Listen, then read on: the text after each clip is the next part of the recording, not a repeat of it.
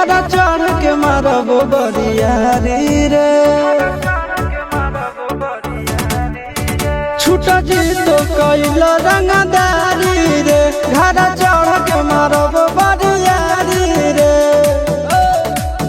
तोरा बाप के न तोरा दादा के चिन्हबो बेटा सौ गोली मारबो तैगो गिनबो तोरा बाप के न तोरा दादा के चिन्हबो बेटा सौ गोली मारबो तैगो गिनबो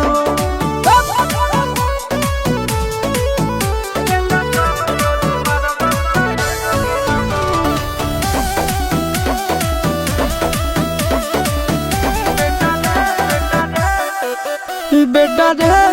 काटा से ठोक देबो चिमनी के भाठा में झोंक देबो देखबो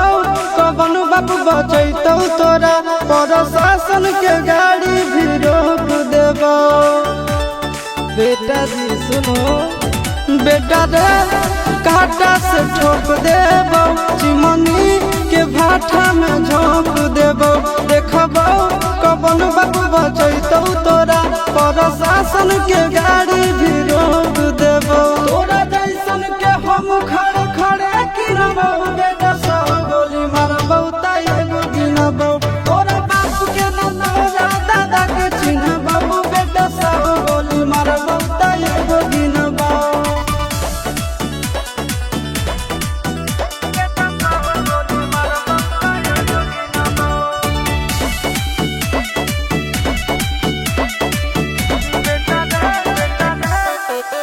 बेटा रे दौड़ा के बाजार में मारबो गोली तोर कपार में रंगदारी जे करभी बिहार में गड़ देबो गंगा जी किनार में इतना मार पड़तो न बेटा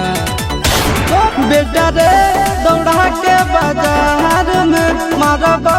गोली तोर कपार में रंगदारी जे करभी बिहार में गड़ देबो गंगा जी किनार में कहो चिंटू आशीष के कारण सुनबो बेटा सौ गोली मारबो तैगो गिनबो तोरा बाप के न तोरा दादा के चिन्हबो बेटा सौ गोली मारबो तैगो गिनबो मारत मारत पिछुआरा लाल कर दे बेटा ध्यान से बाप इधर है।